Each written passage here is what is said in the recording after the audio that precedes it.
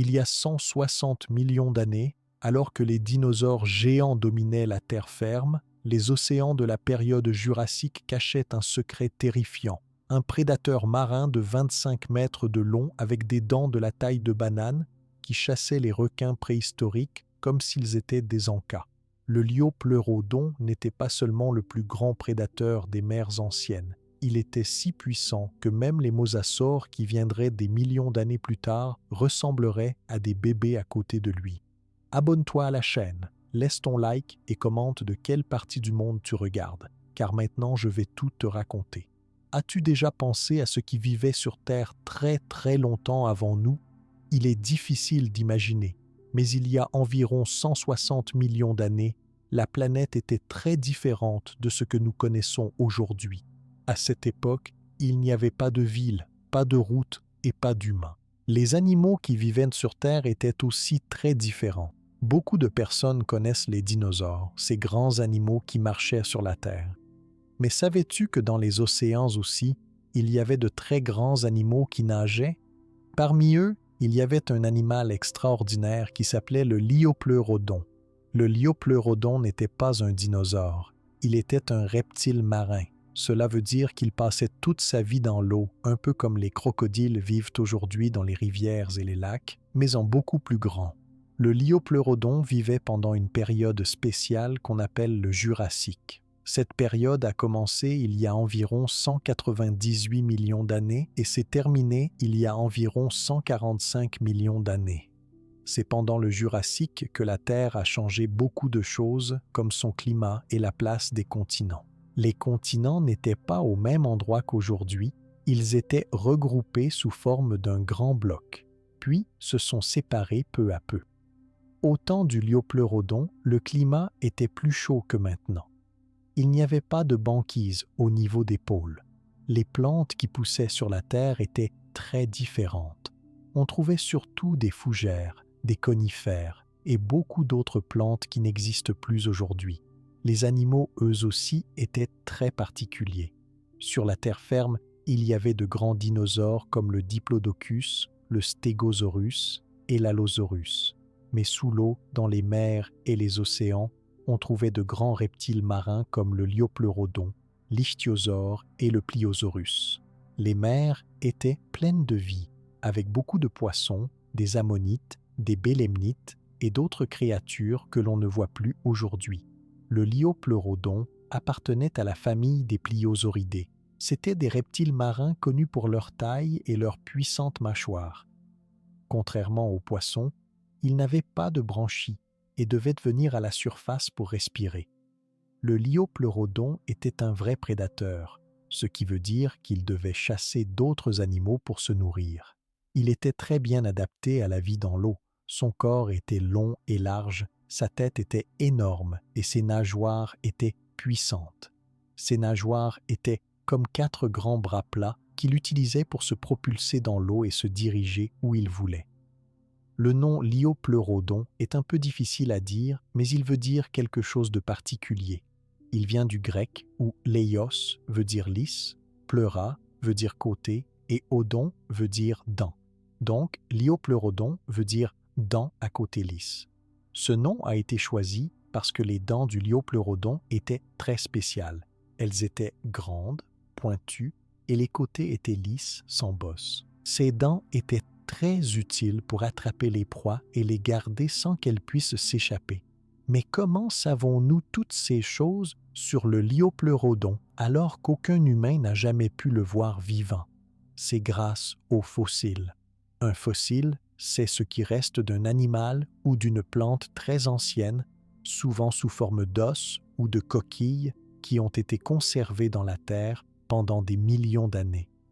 Parfois, la forme d'un corps se dessine sur la roche.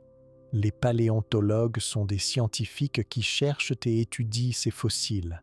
Ils creusent la terre et les roches pour trouver des restes d'animaux disparus. Une fois qu'ils trouvent un os, une dent ou un crâne, ils le nettoient, le réparent parfois, puis ils l'étudient attentivement pour comprendre à quoi ressemblait l'animal. Les premiers fossiles de liopleurodon ont été découverts principalement en Europe. surtout en France, en Angleterre et en Allemagne. En creusant dans les anciennes couches de terre et de roches, les scientifiques ont trouvé des parties de son squelette, parfois même presque entiers, ce qui est très rare et très précieux. Grâce à ces fossiles, ils peuvent reconstituer la forme du corps du Liopleurodon, sa taille, la forme de sa tête, de ses dents, de ses nageoires, et même parfois la disposition de ses muscles. Quand ils trouvent un crâne presque complet, ils peuvent mesurer la taille de la mâchoire et voir où se plaçaient les dents. Ces découvertes sont très importantes parce que chaque nouvel os peut donner des informations nouvelles. Par exemple, la longueur d'un os de nageoire montre la taille totale de l'animal. Un fragment de dent peut montrer comment il chassait ou ce qu'il mangeait. Quand un crâne est trouvé, cela permet de comprendre la force de sa mâchoire, la taille de ses yeux et ses capacités sensorielles. En regroupant toutes ces informations, les scientifiques arrivent à faire une image assez précise du Liopleurodon, même si l'on n'en a jamais vu de vivant. On sait aujourd'hui que le Liopleurodon n'était pas un animal petit. Les os retrouvés montrent qu'il pouvait mesurer 7 à 10 mètres de long. Certains scientifiques pensent même qu'il y en a eu de beaucoup plus grands, peut-être jusqu'à 25 mètres. Si on se promène devant une maquette de Liopleurodon dans un musée, on se sent tout petit face à lui. Sa tête seule pouvait être aussi longue qu'un homme adulte. Mais même si c'était un très grand animal, il n'était pas tout seul dans les mers. Il y avait d'autres reptiles marins, parfois un peu plus petits ou un peu plus grands, et tous devaient trouver à manger et éviter les dangers. Les océans du Jurassique étaient beaucoup plus animés qu'on ne l'imagine. Le fond des mers était parfois couvert de grandes forêts de plantes sous-marines. Les poissons étaient nombreux, certains très grands. Les ammonites, qui ressemblaient un peu à des escargots avec une coquille en forme de spirale, flottaient dans l'eau. Parfois, de grands requins préhistoriques nageaient dans ces eaux.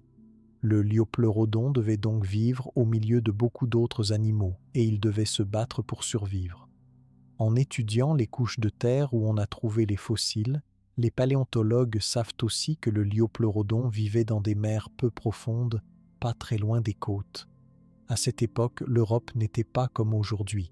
Il y avait beaucoup d'îles et de mers qui couvraient de grandes parties des terres. Les eaux étaient chaudes, la nourriture abondante. C'était un endroit parfait pour des animaux qui nageaient et qui chassaient. Mais pourquoi le Liopleurodon est-il si célèbre aujourd'hui? C'est parce qu'il était non seulement très grand, mais aussi parce qu'il avait la réputation d'être un des plus grands prédateurs marins de toute l'histoire de la Terre. Son corps puissant, sa mâchoire énorme, ses dents pointues faisaient de lui un animal impressionnant pour tout le monde. Même les autres animaux autour de lui devaient faire attention. Pour comprendre encore mieux le Liopleurodon, les scientifiques ont comparé ses os à ceux d'autres animaux. Ils ont étudié la manière dont ses nageoires étaient attachées à son corps pour comprendre comment il nageait. Il s'avère que le Liopleurodon pouvait nager très vite grâce à ses 4 nageoires. Il pouvait aussi tourner rapidement, changer de direction pour attraper une proie ou échapper à un danger. Sa queue, même si elle était assez courte, l'aidait à garder l'équilibre et à avancer vite. Les fossiles montrent aussi que le Liopleurodon avait des muscles très puissants. Les endroits où les muscles étaient attachés sur les os sont visibles sous forme de petites bosses ou creux. Cela veut dire qu'il pouvait pousser fort avec ses nageoires, accélérer rapidement et surprendre ses proies. Sa peau devait être lisse pour mieux glisser dans l'eau sans être ralentie. Son corps était donc bien fait pour vivre dans les océans, chasser et se déplacer sur de longues distances. À partir des fossiles trouvés, les chercheurs pensent aussi que le Liopleurodon avait une vue assez bonne sous l'eau. La taille et l'emplacement de ses yeux sur le crâne montrent qu'il pouvait regarder droit devant et aussi sur les côtés. Il pouvait repérer ses proies de loin et réagir vite si un autre animal approchait. Une autre chose très intéressante concernant le Liopleurodon, c'est que certains scientifiques pensent qu'il avait un très bon odorat. Certaines parties du crâne montrent des espaces où de gros nerfs olfactifs devaient passer. Grâce à cela, il pouvait peut-être sentir l'odeur laissée par un animal blessé ou stressé, même s'il était très loin. Cela lui donnait un gros avantage pour la chasse. Ils pouvaient partir à la recherche d'une proie sur de longues distances, simplement en suivant une trace d'odeur dans l'eau. Le liopleurodon, comme tous les animaux, devait trouver de la nourriture chaque jour pour rester fort et grandir. Il devait aussi éviter les dangers. Les jeunes liopleurodons qui venaient de naître ou qui étaient encore petits étaient plus fragiles que les adultes. Ils devaient parfois se cacher pour ne pas être mangés par des prédateurs ou même par d'autres liopleurodons plus grands. La vie dans la mer n'était pas facile. Il fallait toujours être prudent. Même si on connaît maintenant beaucoup de choses sur le liopleurodon grâce aux fossiles, il reste encore des mystères. Par exemple, on ne sait pas exactement comment le liopleurodon se reproduisait. On ne sait pas s'il pondait des œufs dans l'eau comme certains reptiles ou s'il donnait naissance à des petits déjà formés comme certains animaux marins aujourd'hui. Les fossiles ne montrent pas de nid ou d'œufs associés directement au liopleurodon. Alors cette question reste sans réponse claire. Les musées sont des endroits très importants pour apprendre sur le liopleurodon. On peut y voir des squelettes reconstitués, des dessins et parfois même des vidéos qui montrent à quoi il pouvait ressembler quand il nageait dans la mer. Les enfants et les adultes peuvent ainsi imaginer ce grand animal vivant dans un monde très différent du nôtre. Aujourd'hui, les scientifiques continuent de chercher de nouveaux fossiles de liopleurodon. Chaque nouvelle découverte aide à mieux comprendre comment il vivait, ce qu'il mangeait, comment il se déplaçait. On apprend aussi comment le monde a changé depuis son époque. Grâce au travail des paléontologues, le liopleurodon continue de fasciner tous ceux qui aiment la préhistoire et les animaux disparus. Le liopleurodon était donc un animal exceptionnel, vivant dans un monde ancien plein de dangers et de mystères. Grâce à la patience et au travail des chercheurs, son histoire nous est aujourd'hui un peu plus connue. Le liopleurodon avait vraiment une apparence unique et remarquable parmi tous les animaux marins de son époque. Pour comprendre à quel point il était impressionnant, il est important de regarder de près chaque détail de son corps. Grâce aux nombreux fossiles découverts, les scientifiques ont appris beaucoup de choses sur la forme du liopleurodon, sur sa taille, sur sa tête, sur ses nageoires, sur ses dents et sur les différents aspects de son squelette. Ces détails nous montrent pourquoi le liopleurodon était un prédateur si puissant dans les océans du Jurassique. On commence généralement par parler de la taille du liopleurodon, car c'était sans aucun doute l'un de ses traits les plus remarquables. D'après les découvertes faites dans plusieurs pays d'Europe, les os de différents spécimens indiquent que la longueur totale du liopleurodon pouvait varier. Pour la plupart des fossiles retrouvés, sa taille allait de 7 mètres à 10 mètres de long. Cela signifie que certains individus étaient déjà très impressionnants, mais certains chercheurs pensent qu'il pouvait exister des liopleurodons géants, atteignant peut-être jusqu'à 25 mètres de long. Les scientifiques sont parfois prudents avec ces grandes tailles parce qu'il n'existe pas de squelettes complets aussi longs, mais certains fragments d'os très gros ont été retrouvés, ce qui laisse croire à l'existence de ces géants marins. Le crâne du liopleurodon était très large et particulièrement long. Certains crânes découverts mesuraient près d'un quart de la longueur totale du corps de l'animal. Par exemple, pour un liopleurodon de 8 mètres, la tête pouvait mesurer jusqu'à 2 mètres de long. Ce crâne abritait des mâchoires énormes, capables d'exercer une force très puissante. En regardant la forme du crâne, on voit aussi l'endroit où étaient fixés les muscles très forts qui servaient à ouvrir et refermer la bouche avec une grande rapidité. Un autre élément marquant du crâne du liopleurodon, c'est la position et la taille de ses yeux. Les yeux étaient assez grands, placés un peu sur les côtés de la tête, ce qui permettait sans doute à l'animal d'avoir une bonne vision sous l'eau. Les orbites oculaires, ces trous où se logeaient les globes oculaires, étaient bien dessinés sur les crânes fossilisés. Une bonne vue était sûrement très utile pour repérer des proies au loin ou détecter des mouvements autour de lui dans la mer. Sa mâchoire inférieure était massive et large. Beaucoup de dents restées dans ces mâchoires fossiles témoignent encore aujourd'hui de la puissance du liopleurodon. On peut compter parfois plus de 20 dents sur chaque côté de la mâchoire, et chaque dent pouvait atteindre plusieurs centimètres de long. Les dents étaient droites, robustes, avec des pointes très aiguisées et des côtés lisses. Cela veut dire qu'elles étaient parfaites pour perforer la chair des proies et pour les empêcher de s'échapper une fois prises. La description du nom « dent à côté lisse » vient exactement de cette particularité. Le corps du liopleurodon était large et allongé. Il était formé d'un tronc solide, composé de grandes vertèbres et de côtes épaisses qui soutenaient tout le reste du squelette. La forme du corps était faite pour glisser facilement dans l'eau. Sur chaque côté, il y avait 2 grandes nageoires, ce qui faisait en tout 4 nageoires puissantes. Les os des nageoires sont épais, plats et longs, un peu comme de grands bras faits pour pousser l'eau, et les muscles qui s'accrochaient dessus devaient être très robustes. Les nageoires n'étaient pas identiques à l'avant et à l'arrière. Les 2 nageoires avant étaient parfois un peu plus longues que les nageoires arrière, ce qui expliquait pourquoi le liopleurodon pouvait accélérer soudainement ou changer de direction de façon très rapide. La base des nageoires, là où elles étaient attachées au corps, montre qu'elles étaient mobiles, elles pouvaient bouger vers le haut, vers le bas et légèrement sur les côtés. Cela donnait à l'animal une grande agilité pour nager, tourner brusquement ou ralentir. La queue du liopleurodon était courte si on la compare à son long corps. Contrairement à certains autres reptiles marins, la queue du liopleurodon ne servait pas vraiment à pousser tout le corps vers l'avant. Ce sont les nageoires qui faisaient le travail principal pour la locomotion.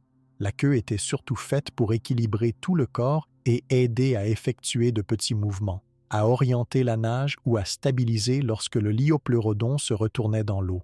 La peau du liopleurodon n'a pas été retrouvée sous forme fossilisée, mais certains indices portent à croire qu'elle devait être lisse et dépourvue d'écailles visibles à l'œil nu. Cette peau lisse aidait à réduire la résistance de l'eau lorsqu'il nageait. Être rapide dans l'eau était vital pour surprendre une proie ou fuir un autre animal. Les os des côtes qui se trouvent fossilisés prouvent aussi que le coffre du liopleurodon devait être très robuste et volumineux. Cela offrait une protection supplémentaire à ses organes internes. Sa cage thoracique large laissait aussi assez de place pour de grands poumons. Cela était important, car même s'il vivait dans la mer, le liopleurodon devait remonter à la surface pour respirer. C'est la raison pour laquelle il devait passer du temps chaque jour à aller respirer à la surface avant de replonger pour nager ou chasser. En regardant de près la forme des nageoires, on voit aussi des petits os arrondis et des phalanges aplaties, ce qui signifie que chaque nageoire était flexible. Cette flexibilité donnait la possibilité de déplacer les nageoires dans plusieurs directions. Cela offrait un réel avantage pour se faufiler dans les roches sous-marines ou éviter les obstacles. Le squelette du liopleurodon était très solide, les os étaient épais afin de résister à la pression de l'eau et au choc pendant la chasse. Les articulations étaient placées de manière à rendre les mouvements efficaces et rapides, mais assez stables pour ne pas se blesser. Les scientifiques, en étudiant la structure des os longs, pensent que le liopleurodon pouvait supporter de lourdes charges et nager sur de grandes distances sans risquer de se casser un os facilement. L'ensemble du dos du liopleurodon était composé de nombreuses vertèbres robustes qui maintenaient la souplesse de tout le tronc. Cette colonne vertébrale flexible permettait au liopleurodon de tourner, de courber son corps ou de plonger dans différentes directions. Les muscles s'attachaient le long de la colonne pour renforcer la puissance de nage et permettre aussi de garder l'équilibre pendant les mouvements rapides. Une autre caractéristique importante était la large ouverture de la gueule. Quand le liopleurodon ouvrait sa bouche, il pouvait montrer toutes ses dents en même temps. Cela lui donnait la possibilité de mordre et de retenir de grands morceaux de viande. La largeur du crâne, associée à une bouche si grande, faisait du liopleurodon l'un des prédateurs les plus dangereux de la mer. L'étude des dents retrouvées dans différents endroits montre aussi qu'elles étaient parfois usées ou cassées. Cela prouve que le liopleurodon utilisait beaucoup sa bouche. Il devait mordre des proies solides ou se débattre avec des animaux qui cherchaient à s'échapper. Quand une dent tombait ou se cassait, une nouvelle pouvait pousser à la place. Cette capacité à remplacer les dents était très utile pour un prédateur qui devait toujours garder sa bouche en bon état pour attraper sa nourriture. La tête était aussi équipée de narines, petites ouvertures situées sur le dessus du museau. Ces narines permettaient au liopleurodon de respirer en remontant à la surface de l'eau, sans avoir à sortir toute la tête. Cela était efficace pour éviter d'être surpris par un autre prédateur alors qu'il respirait. À l'intérieur de la tête, le cerveau du liopleurodon était protégé par une boîte crânienne assez solide. Même si le cerveau n'était pas très gros par rapport à la taille du corps, les parties qui contrôlaient la vue, l'odorat et les mouvements étaient bien développées. Cela montrait que le liopleurodon devait être un bon chasseur, capable d'analyser ce qui se passe autour de lui et de réagir rapidement aux différentes situations dans la mer. L'étude des fossiles de jeunes liopleurodons montre que même petits, ils avaient déjà toutes les grandes caractéristiques. Un long corps, une tête large, 4 nageoires. Mais leur squelette était plus fin, leurs dents plus petites et moins solides que celles des adultes. Cela permettait sans doute aux jeunes de nager vite et d'échapper à certains prédateurs en grandissant. Avec tous ces détails, il est possible de dire à quoi pouvait ressembler un liopleurodon vivant. On peut imaginer un animal au corps long, large et musclé, avec une tête énorme et allongée, des yeux sombres et vifs, 4 grandes nageoires puissantes, une peau lisse, une bouche pleine de grandes dents droites et pointues. Cette apparence impressionnante faisait de lui un animal impossible à ne pas remarquer dans la mer Jurassique. Avec tout ce que l'on sait sur sa physionomie grâce aux fossiles, il devient aussi plus facile de comprendre comment il utilisait chacune des parties de son corps pour vivre et survivre dans l'océan. La forme de la tête, des mâchoires, des nageoires et du tronc montre que le liopleurodon était un chasseur parfaitement adapté à la mer. Il pouvait nager sans bruit, tourner rapidement, foncer sur sa proie et saisir tout ce qu'il voulait avec sa puissante bouche. Quand les chercheurs trouvent un fossile partiel, comme une mâchoire, ils peuvent la comparer à d'autres reptiles marins et remarquer immédiatement la différence.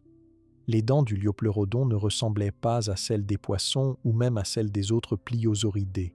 Elles étaient faites pour trancher et retenir, ce qui explique pourquoi il n'avait pas de mal à attraper des proies parfois plus grosses que lui. En observant la taille générale du squelette, les scientifiques comprennent aussi que le liopleurodon devait avoir besoin de beaucoup de nourriture pour rester en bonne santé. Un animal aussi grand avait besoin de grandes quantités d'énergie chaque jour.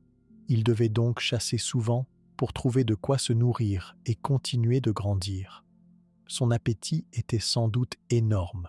De même, la façon dont les muscles s'attachaient sur ses os montre qu'il pouvait probablement sprinter, c'est-à-dire nager très vite sur une courte distance pour attraper sa proie par surprise. Le dos musclé et la forme du corps permettaient aussi de parcourir de longues distances dans l'océan pour suivre une trace ou explorer de nouveaux endroits riches en nourriture. D'après la morphologie de son crâne et de sa mâchoire, on comprend qu'il n'avait pas besoin d'user de la force brute seulement pour manger. Il pouvait aussi utiliser la pression de sa bouche pour casser des os, croquer des carapaces dures comme celles des ammonites. Avoir une telle puissance dans la bouche lui donnait plus de possibilités de choisir ce qu'il voulait attraper dans la mer. Certains fossiles de liopleurodon retrouvés montrent aussi des traces de blessures anciennes qui ont guéri, par exemple des os cassés qui se sont réparés ou des traces de morsures sur les nageoires. Cela prouve que la vie en mer était dangereuse même pour un animal aussi fort. Le corps du liopleurodon devait donc être solide pour survivre à tous ces accidents et continuer à nager. Son apparence visuelle, sa taille, sa puissance et ses dents faisaient du liopleurodon une créature vraiment unique dans le monde des mers du Jurassique. C'est pour cela que, même après des millions d'années, son image impressionne toujours autant ceux qui étudient la préhistoire. L'observation de la structure interne des os montre aussi que le squelette du liopleurodon était adapté pour supporter son poids dans l'eau. Les os étaient creux à certains endroits, ce qui permettait de rester plus léger et de conserver de la flottabilité. Cela lui permettait de ne pas couler tout droit vers le fond, mais de pouvoir rester entre deux eaux pour mieux observer ses proies ou se déplacer sans effort. En pensant à tous ces détails, on comprend pourquoi le liopleurodon a pu dominer les mers si longtemps. Il avait le corps parfait pour la vie en mer. Il était fort, rapide, bien armé avec ses dents et parfaitement capable de s'adapter à tous les défis de son monde. Avec cette description précise de son apparence, il devient possible de s'intéresser de plus près à la façon dont il utilisait chaque partie de son corps pour nager et se déplacer efficacement dans son vaste environnement marin. Pour bien comprendre comment le Liopleurodon utilisait son corps impressionnant dans la mer, il faut regarder en détail ses moyens de déplacement. La nage était une partie essentielle de la vie du Liopleurodon, car il devait bouger dans l'eau pour chercher de la nourriture, éviter les dangers et explorer son environnement marin. Il ne passait jamais de temps sur la terre ferme. Tout se déroulait dans l'eau, où chaque mouvement avait une importance. Les fossiles montrent sans doute que chaque partie de son corps avait un rôle spécifique dans la façon dont il se déplaçait. Les nageoires du Liopleurodon étaient des organes clés pour se propulser dans l'eau. Il y en avait 4, 2 à l'avant et 2 à l'arrière, attachés de chaque côté de son large tronc. Chaque nageoire était formée de nombreux os courts et aplatis, un peu comme les doigts assemblés et entourés de muscles et de peau. Cette structure donnait à chaque nageoire la force de pousser beaucoup d'eau à chaque mouvement. Quand le Liopleurodon bougeait ses nageoires de haut en bas, celles-ci agissaient comme de grandes palmes, poussant l'eau derrière lui et permettant au corps d'avancer rapidement. Souvent, les nageoires avant étaient un peu plus longues et plus robustes que les nageoires arrière. Les deux paires travaillaient ensemble pour donner de la puissance, mais aussi de la précision quand l'animal voulait tourner, ralentir ou s'arrêter. Le mouvement des nageoires était contrôlé par de grands muscles fixés sur le squelette du tronc. Ces muscles puissants ont laissé des traces visibles sur les os, ce qui permet de prouver qu'ils étaient si capables d'efforts importants, notamment pour l'accélération soudaine ou le changement de direction. Le Liopleurodon pouvait ainsi nager de manière très rapide, mais aussi très discrète. Cela était possible parce que l'utilisation alternée de ses nageoires produisait très peu de remous. Il pouvait donc s'approcher de ses proies sans être repéré. Les scientifiques pensent que ce système de nage était très efficace dans les eaux du Jurassique, où il fallait parfois parcourir de grandes distances pour trouver assez de nourriture. Pour tourner, le Liopleurodon pouvait plier plus fort un côté de ses nageoires, ce qui pivotait son large corps dans la direction voulue. S'il souhaitait ralentir ou s'arrêter, il inclinait simplement ses nageoires dans l'autre sens. Le mouvement des nageoires permettait aussi de remonter rapidement à la surface pour respirer. Comme il était lourd, ses nageoires jouaient un rôle important pour contrôler la hauteur où il nageait, en profondeur ou plus près de la lumière. La queue du Liopleurodon, même si elle n'était pas très longue, offrait aussi une aide à l'équilibre. Certains os de la queue montrent qu'elle pouvait bouger légèrement et aider à diriger le corps, surtout lors des virages soudains. Lorsqu'il nageait à grande vitesse, il gardait la queue droite afin de rester stable, puis l'appliquait pour corriger doucement la direction ou équilibrer le corps. La queue ne servait pas à nager vite, mais à garder le contrôle de la trajectoire. Le corps du Liopleurodon, hydrodynamique, glissait facilement dans l'eau. Sa peau lisse et son profil étroit permettaient de réduire la résistance de l'eau. Chaque muscle était placé de façon à offrir un mouvement rapide sans gaspiller d'énergie. Grâce à sa forme spéciale, il ne se fatiguait pas vite, même après avoir parcouru plusieurs kilomètres dans l'océan. Cela était très utile, car parfois, les proies pouvaient être très éloignées les unes des autres, et il fallait beaucoup de patience pour les retrouver. Le Liopleurodon pouvait aussi effectuer des plongées profondes. Les chercheurs pensent que sa cage thoracique volumineuse permettait de stocker beaucoup d'oxygène à chaque respiration. Avec cette réserve d'air, il pouvait nager sous l'eau pendant de longues minutes sans avoir besoin de revenir trop vite à la surface. Son squelette, adapté pour supporter la pression des profondeurs, lui donnait la force nécessaire pour parcourir les couches d'eau où beaucoup d'animaux marins se cachaient. Pour les déplacements verticaux dans l'eau, c'est-à-dire pour monter ou descendre vers le fond de la mer, il utilisait l'orientation de ses nageoires. En inclinant un peu ses nageoires vers le bas, il pouvait plonger. En les orientant vers le haut, il remontait vers la surface. Cette capacité de contrôler la profondeur était très utile pour aller chercher des proies là où elles se trouvaient. près de la surface ou dans les zones plus sombres et profondes. La souplesse du corps lui permettait de se faufiler dans des passages étroits ou de contourner rapidement des obstacles sous-marins, comme des rochers, des coraux ou des carcasses d'animaux. Les muscles le long de sa colonne vertébrale permettaient de courber ou de redresser le corps sans effort. Ainsi, même dans les endroits difficiles d'accès ou lorsqu'il changeait de direction pour suivre une proie, il restait agile et efficace. Les scientifiques qui étudient les fossiles de Liopleurodon ont aussi analysé des marques d'usure sur les os des nageoires et de la colonne vertébrale. Ces marques montrent que ces parties du corps étaient très utilisées pendant toute la vie de l'animal. Les articulations de ces nageoires étaient faites pour résister à de nombreux mouvements par jour, souvent très puissants, pendant la chasse ou la fuite. L'efficacité de son mode de déplacement a aussi d'autres conséquences dans la vie quotidienne du Liopleurodon. Grâce à sa rapidité, il pouvait partager son territoire avec d'autres grands reptiles marins sans trop risquer la confrontation directe. S'il y avait un danger, il pouvait accélérer soudainement et partir se cacher ou explorer une nouvelle zone avec facilité. Cela lui donnait un avantage pour survivre dans un océan où il n'était jamais seul. Un autre aspect que les chercheurs ont remarqué est la possibilité pour le Liopleurodon de nager sur de longues distances sans se fatiguer.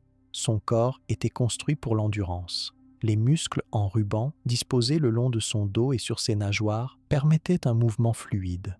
Il n'était donc pas obligé de s'arrêter souvent pendant ses trajets, et il pouvait rechercher des proies dans un vaste territoire marin. Il est aussi probable que ce mode de nage discret permettait au Liopleurodon de surveiller son environnement sans se faire remarquer. Les proies marines, à cette époque, pouvaient sentir la moindre vibration dans l'eau.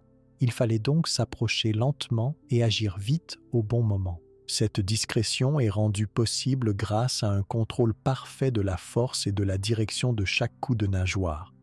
Avec ses 4 nageoires synchronisées, le Liopleurodon avait aussi des possibilités de manœuvre qui manquaient à d'autres animaux marins. Il pouvait nager en ligne droite, changer soudainement de cap, plonger ou remonter brutalement. Ce système de nage donnait à chaque déplacement une grande efficacité, rendant le Liopleurodon capable de surprises pendant une chasse. La forme de ses nageoires était aussi adaptée à l'eau salée, qui est plus dense que l'eau douce. Chaque bord des nageoires était arrondi pour limiter la friction et éviter de créer des bruits dans l'eau. Les muscles des pattes de nage avaient des fibres spécialisées, capables de soutenir des efforts violents sur de courtes périodes ou des efforts modérés sur de longues distances.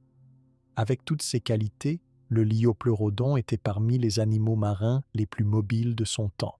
Les paléontologues qui reconstituent les squelettes de ces animaux mettent souvent l'accent sur la force des os de la ceinture scapulaire et pelvienne, c'est-à-dire l'endroit où les nageoires s'attachent au tronc. Ces zones étaient renforcées avec de nombreux points d'ancrage permettant d'utiliser toute la force des muscles pour nager. En étudiant des fossiles de tailles différentes, on voit que même les jeunes Liopleurodons avaient déjà cette capacité à nager vite et sur de grandes distances. Cela prouve que la nage était essentielle dès les premiers âges. Les petits devaient apprendre très vite à se déplacer, à se cacher ou à chercher de la nourriture, car l'océan était dangereux et plein de prédateurs. Le Liopleurodon utilisait aussi sa forme pour tromper ses prédateurs ou ses concurrents.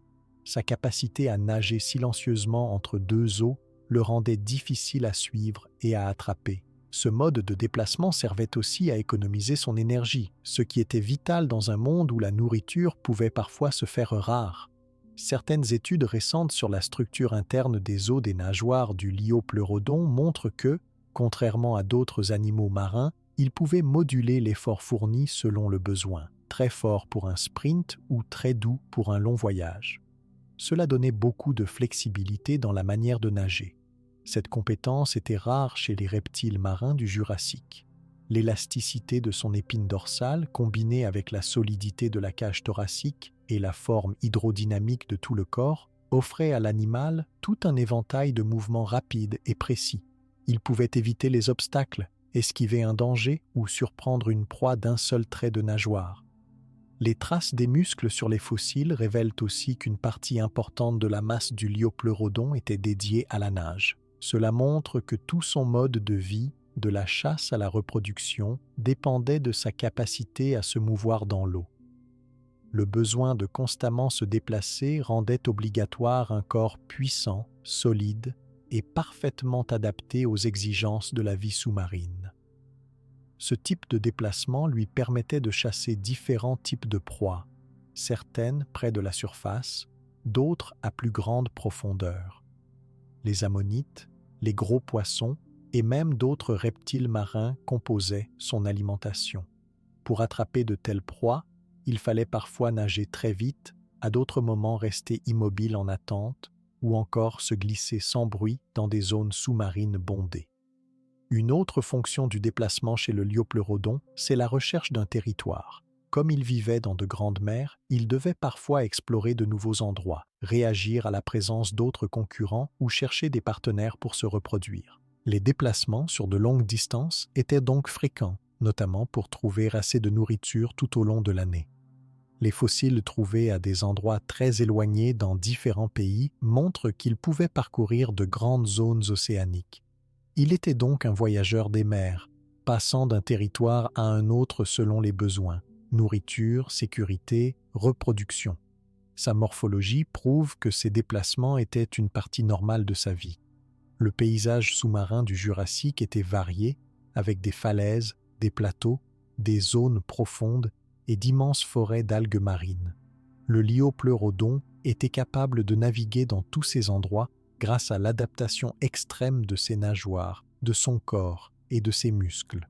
Il pouvait suivre les bancs de poissons, éviter les grands rochers ou franchir des canyons sous-marins.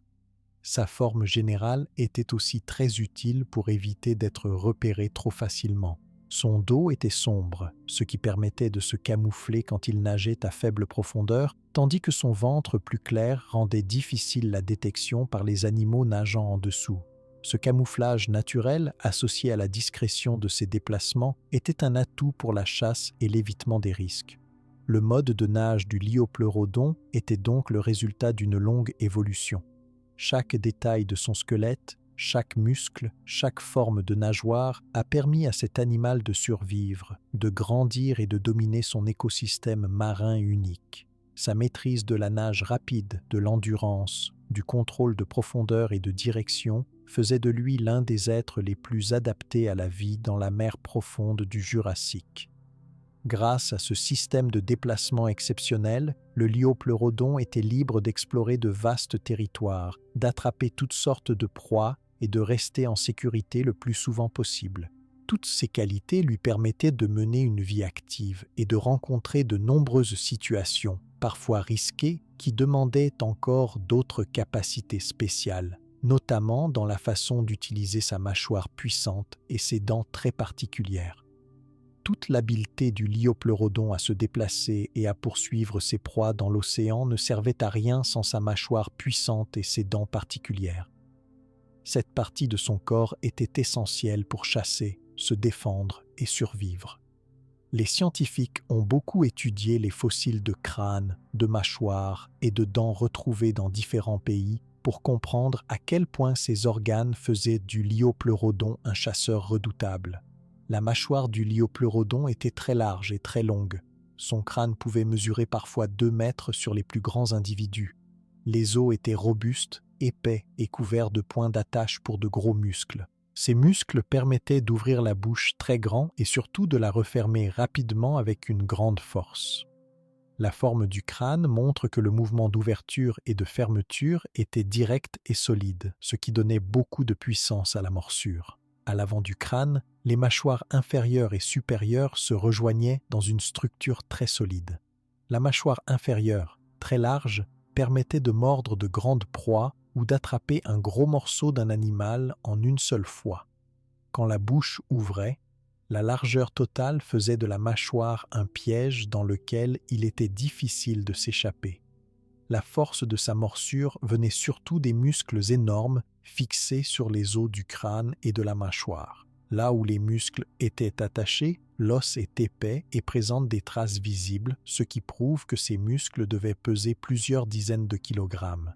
Quand le liopleurodon mordait, la force mécanique de sa mâchoire pouvait briser les os des animaux marins, ouvrir les coquilles épaisses d'ammonite ou encore couper net des troncs de poissons géants. Les dents du liopleurodon étaient une des caractéristiques les plus étudiées et les plus reconnaissables chez cet animal. Chaque moitié de mâchoire, en haut et en bas, contenait une série de dents longues, pointues et robustes. Les dents pouvaient mesurer plusieurs centimètres de long, parfois entre 10 et 20 centimètres pour les adultes les plus grands. Elles étaient légèrement courbées vers l'arrière, ce qui aidait à retenir fermement une proie qui se débattait dans la bouche du prédateur. Les côtés des dents étaient lisses, d'où leur nom qui signifie « dents à côté lisse ». Cette surface permettait de mieux transpercer la chair et de couper avec facilité. Certaines dents montraient quelques rayures ou usures, signe qu'elles servaient beaucoup et qu'elles pouvaient parfois frotter contre des coquilles, des os ou d'autres parties dures des proies. Les dents du liopleurodon étaient implantées très profondément dans la mâchoire, ce qui donnait une grande résistance pendant la morsure. Parfois, une dent pouvait se casser ou tomber, surtout après avoir mordu un animal à la peau dure ou un os épais. Une nouvelle dent pouvait alors pousser à la place de celle qui manquait. Cela permettait au liopleurodon de toujours garder une bouche bien garnie de dents puissantes, même après des accidents ou des morsures violentes. Cette capacité à remplacer régulièrement les dents était très importante pour un animal carnivore. Sans dents solides, il était difficile de manger de grandes proies ou de se défendre en cas de combat avec d'autres prédateurs. La nature a donc donné au liopleurodon une sorte de réserve de dents prêtes à pousser en cas de besoin. Des recherches montrent aussi que l'alignement précis des dents, légèrement recourbées, empêchait les animaux capturés de reculer ou de glisser hors de la bouche. Chaque morsure piégeait la proie à l'intérieur de la mâchoire et chaque secousse amplifiait la blessure causée par les dents tranchantes.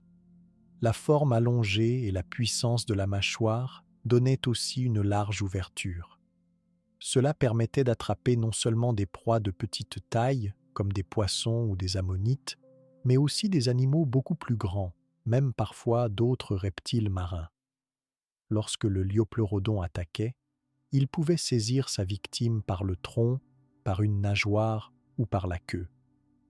Ensuite, il secouait la tête de gauche à droite pour accentuer la déchirure de la chair ou pour arracher un morceau. L'efficacité de cette mâchoire redoutable ne servait pas seulement à tuer. Elle était aussi utile pour trancher la viande en morceaux adaptés à la digestion, surtout si la proie était trop grosse pour être avalée d'un seul coup. Les dents servaient alors à couper des parties qui pouvaient être facilement avalées, comme des nageoires, des épaisses parties musculaires ou de petits os. Certains fossiles de proies, retrouvés près de fragments de mâchoire de liopleurodon, montrent des marques profondes, des cassures nettes ou des traces de morsures plusieurs fois répétées. Ces traces fossiles sont la preuve que la morsure du liopleurodon était suffisante pour briser des os de gros poissons ou ouvrir des coquilles très résistantes. On a retrouvé aussi sur certains fossiles de requins anciens des marques qui correspondaient exactement à la taille et à la forme des dents de liopleurodon. La puissance de sa mâchoire était aussi importante dans la concurrence avec d'autres grands prédateurs de l'époque. Dans les mers du Jurassique, il y avait d'autres pliosaures, de grands ichthyosaures et même des reptiles volants qui venaient parfois pêcher à la surface. Avoir une mâchoire forte était un moyen de défendre son territoire, de se battre pour une proie ou de repousser un rival.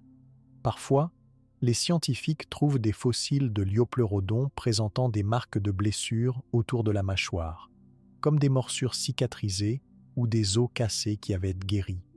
Cela signifie que les combats entre individus adultes n'étaient pas rares et que la mâchoire servait aussi d'arme contre d'autres membres de la même espèce. La structure du crâne et de la mâchoire montre aussi l'endroit précis où se fixaient les ligaments et les tendons. Ces tissus souples reliaient les os entre eux et permettaient d'ouvrir et fermer la bouche rapidement. Quand l'animal voulait saisir une proie, il pouvait détendre d'un seul coup toute la mâchoire, ouvrir la bouche très largement, puis la refermer très vite avec force. Ce geste bref immobilisait la proie, qui ne pouvait plus sortir de la bouche aux dents tranchantes. L'intérieur des mâchoires montrait aussi des alvéoles profondes, sortes de trous où logeaient les racines des dents.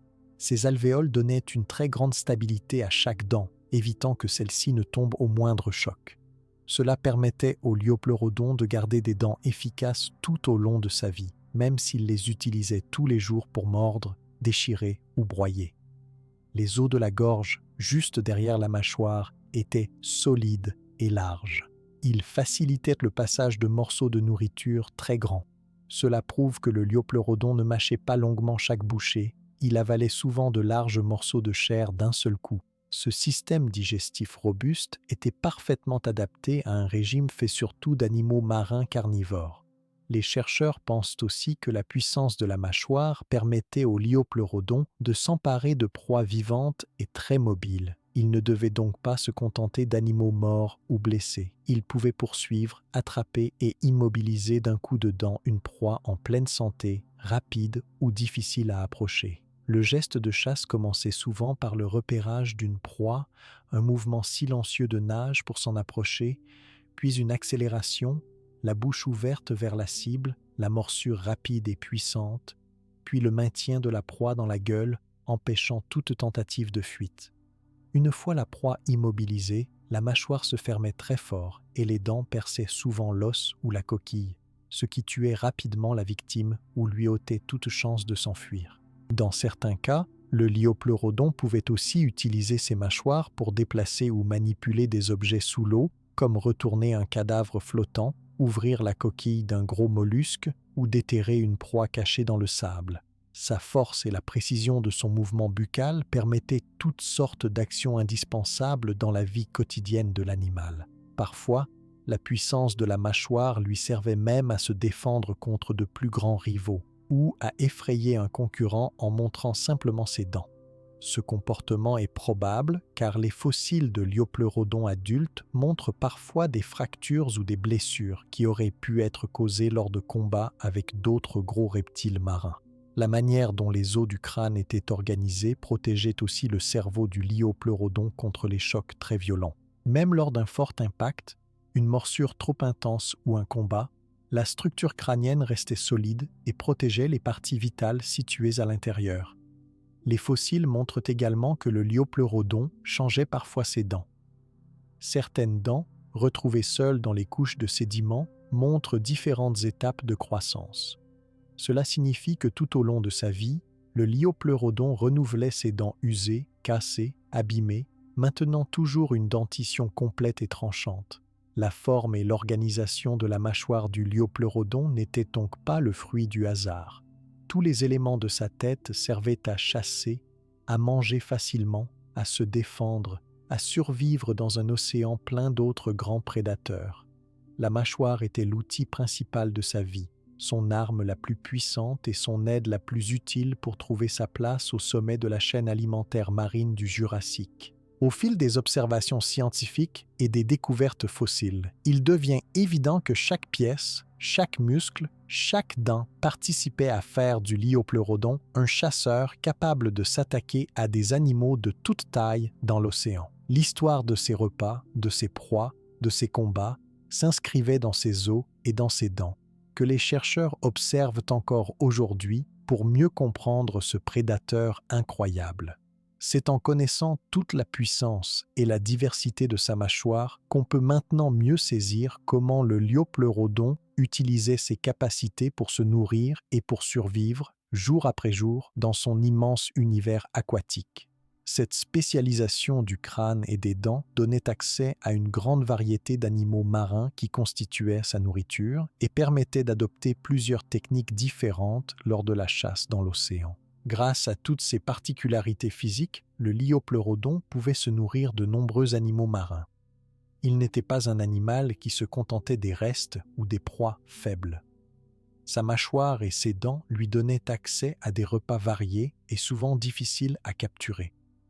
Pour comprendre la vie de ce reptile impressionnant, il est important de savoir ce qu'il mangeait et comment il attrapait sa nourriture chaque jour dans l'océan. Le régime alimentaire du liopleurodon était principalement constitué de viande. On dit qu'il était carnivore, c'est-à-dire qu'il ne mangeait pas de plantes ou d'algues, mais surtout d'autres animaux vivants. Les études sur les fossiles trouvés dans son ventre, ainsi que les marques de morsures découvertes sur les os d'autres animaux marins, montrent que le Liopleurodon consommait de grands poissons, des ammonites, des bélemnites, des requins anciens et parfois même d'autres reptiles marins. Son grand appétit l'obligeait à trouver souvent des proies volumineuses pour obtenir l'énergie nécessaire à sa survie. Les poissons géants étaient une des proies favorites du Liopleurodon. À l'époque du Jurassique, il existait toutes sortes de poissons gigantesques dans les mers chaudes, certains avec de grandes nageoires, d'autres avec de grosses têtes ou des corps épais. Ces poissons n'étaient pas faciles à attraper parce qu'ils pouvaient nager vite et changer de direction rapidement. Mais le Liopleurodon, avec ses 4 nageoires puissantes et son corps parfaitement adapté à l'eau, pouvait accélérer brusquement, surprendre le poisson et lui mordre la queue ou le corps d'un seul coup de mâchoire. Si le poisson tentait de s'enfuir, le Liopleurodon le poursuivait ou donnait un coup sec avec sa tête pour immobiliser sa proie. Les ammonites faisaient aussi partie de son alimentation. Les ammonites étaient des animaux marins très communs à cette époque, protégés par une coquille en spirale dure. La coquille servait de bouclier, mais le Liopleurodon était capable de briser cette protection avec sa puissante mâchoire. Les traces retrouvées sur certaines coquilles montrent des marques nettes de dents, ce qui prouve que le Liopleurodon utilisait ses mâchoires pour casser la coquille et atteindre l'animal tendre à l'intérieur. Il devait parfois secouer ou écraser la proie contre les rochers du fond, puis avaler la partie molle une fois la coquille cassée. Les bélemnites étaient d'autres animaux marins très présents. Ils ressemblaient à de gros calamars préhistoriques avec un corps allongé et une sorte de coque dure à l'intérieur. Le Liopleurodon pouvait les attraper quand ils nageaient en groupe près de la surface ou quand ils se cachaient entre les cailloux. Avec ses dents longues et ses réflexes rapides, il était capable d'attraper plusieurs bélemnites d'un seul coup de mâchoire et de croquer la partie la plus tendre. En plus des poissons et des mollusques, le Liopleurodon s'attaquait à d'autres reptiles marins. Parfois, il était en concurrence avec des animaux comme l'ichthyosaure ou d'autres pliosaures. Lorsque les petits reptiles marins s'approchaient trop près ou montraient des signes de faiblesse, le Liopleurodon les poursuivait et les attrapait pour son repas. Les fossiles retrouvés montrent que certains Liopleurodons jeunes ont été mangés par des adultes, ce qui prouve que ce reptile pouvait aussi être cannibale, c'est-à-dire qu'il pouvait manger des membres plus petits de sa propre espèce si la nourriture manquait. Les requins préhistoriques faisaient partie de l'alimentation du Liopleurodon. Plusieurs traces fossiles trouvées sur des squelettes de requins montrent la marque des dents de Liopleurodon sur leurs os ou leurs nageoires. Attraper un requin n'était pas simple, car ce sont des animaux très rapides et souvent dangereux. Le Liopleurodon profitait de sa puissance et de la meilleure discrétion de sa nage pour attaquer les requins par surprise. Il visait souvent le ventre ou le tronc pour immobiliser rapidement sa proie. Pour réussir à capturer des proies aussi différentes les unes des autres, le Liopleurodon utilisait plusieurs techniques de chasse selon la situation. S'il voulait surprendre une proie qui nageait vite, il restait caché, presque sans bouger, puis accélérait d'un seul coup et la mordait avant qu'elle ne puisse s'enfuir. Sa silhouette sombre sur le fond de l'océan l'aidait à se camoufler et à s'approcher sans être vu. Parfois, il nageait lentement derrière un groupe de poissons ou de bélemnites et attendait qu'un animal s'éloigne du groupe ou montre des signes de fatigue. À ce moment-là, il fonçait sur la victime isolée et l'attrapait avec ses puissantes dents. Cette méthode était efficace car dans les mers du Jurassique, les groupes d'animaux marins cherchaient souvent à rester serrés pour éviter les attaques. Quand la proie était enfermée dans une coquille solide, comme les ammonites, le Liopleurodon utilisait toute sa puissance pour casser la coquille. Il pouvait secouer la proie dans sa bouche, la frapper contre un rocher ou serrer de plus en plus fort jusqu'à ce que la coquille cède. En un seul morceau ou en plusieurs pièces, la coquille était vite brisée et l'animal à l'intérieur devenait un repas facile à avaler. Pour les plus gros animaux, le Liopleurodon n'essayait pas toujours d'engloutir la proie d'un seul coup. Grâce à ses dents coupantes, Il pouvait arracher des morceaux de chair et revenir plusieurs fois au même animal si la carcasse flottait ou restait accessible. Il profitait des moments où la proie était blessée ou affaiblie pour essayer d'obtenir la meilleure partie, comme le ventre ou les muscles les plus tendres. Dans l'océan du Jurassique, il arrivait souvent que plusieurs grands prédateurs se retrouvent autour d'une même carcasse flottante. Le liopleurodon pouvait participer à ce festin collectif, mais il utilisait la force de sa mâchoire pour se faire une place et obtenir les meilleurs morceaux. S'il devait se battre pour cela, il n'hésitait pas à mordre ou à repousser d'autres prédateurs à l'aide de ses puissantes dents.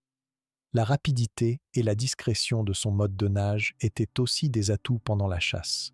Les proies avaient parfois très peu de temps pour s'échapper, car le liopleurodon surgissait par surprise. Dès qu'il repérait une proie, il pouvait accélérer en quelques secondes et arriver juste derrière l'animal. La morsure rapide, les dents bien plantées, empêchèrent la victime de se libérer, même si elle se débattait avec force.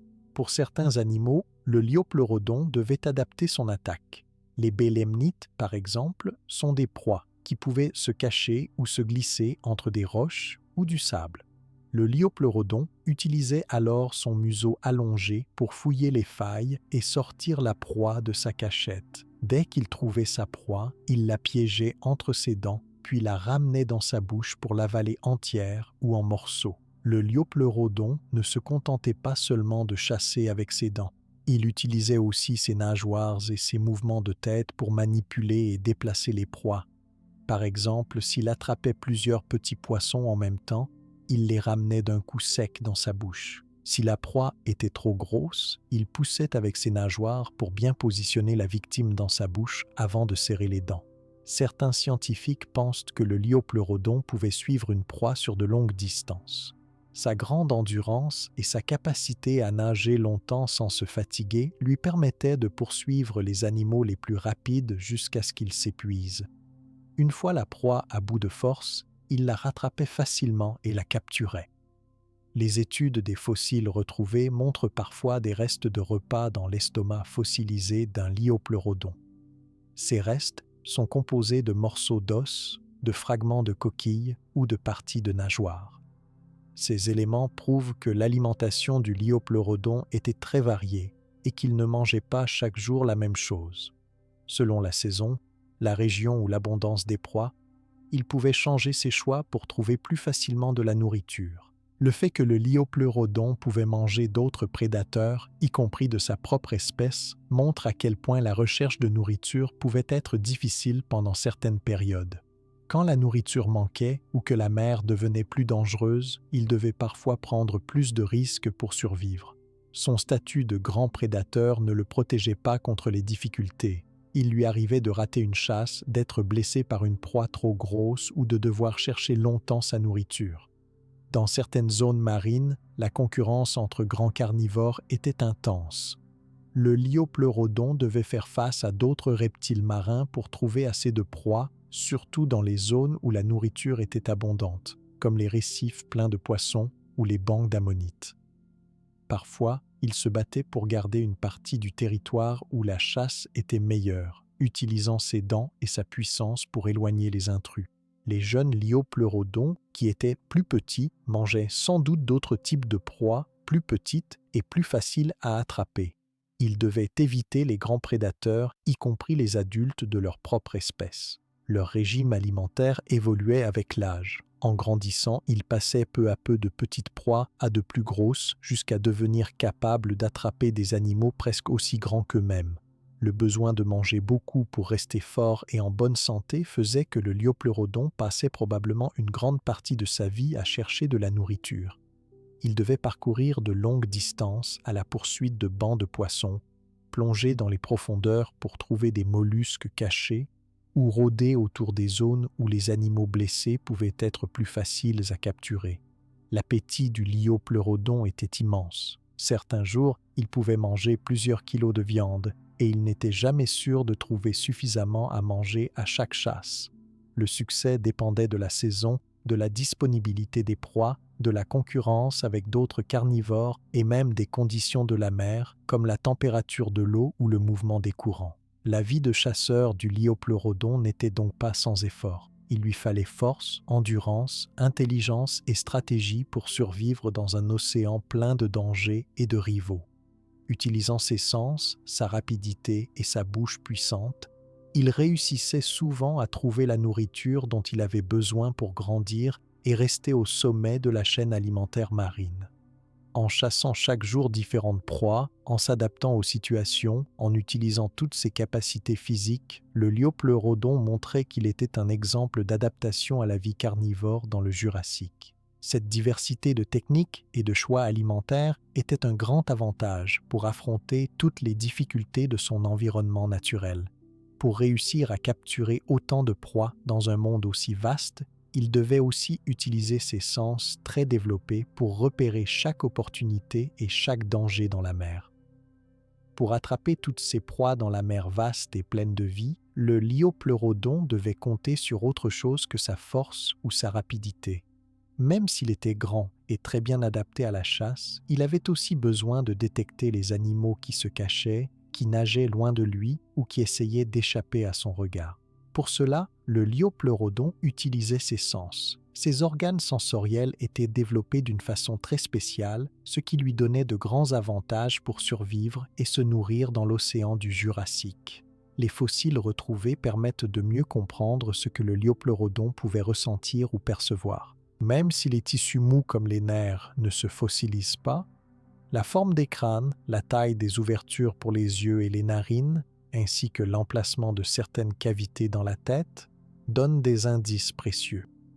Un des sens les plus importants chez le liopleurodon était probablement l'odorat. Les scientifiques ont observé que ses narines étaient larges et placées de façon à recevoir très facilement les odeurs transportées par l'eau. À l'intérieur de la tête, la structure osseuse autour du nez montrait de grands espaces destinés à accueillir des bulbes olfactifs qui sont des parties du cerveau spécialisées pour analyser les odeurs. Cet organe de l'odorat permettait donc au liopleurodon de repérer une trace chimique dans l'eau, même si l'animal qui l'avait laissé était loin. Si un poisson blessé saignait à des kilomètres de distance, le liopleurodon pouvait le sentir et suivre cette piste à travers l'océan. Grâce à ce sens, il pouvait aussi détecter les changements dans la composition de l'eau autour de lui. Si beaucoup de poissons passaient à un endroit, ou si une proie avait laissé des restes, il devenait possible pour le liopleurodon de sentir la différence et de s'orienter dans la bonne direction pour trouver à manger. Ce sens de l'odorat était très utile dans les eaux profondes ou troubles, là où la vue ne servait pas toujours. Le liopleurodon possédait aussi de grands yeux placés de chaque côté de sa tête. La taille des orbites indique que ses yeux n'étaient pas petits, bien au contraire. Il devait donc lui offrir une vision claire dans l'eau, surtout quand la lumière était faible. La position légèrement latérale lui permettait de voir en même temps ce qui arrivait devant lui et sur les côtés. Cela augmentait son champ de vision, c'est-à-dire la zone de l'océan qu'il pouvait observer en un seul mouvement d'œil.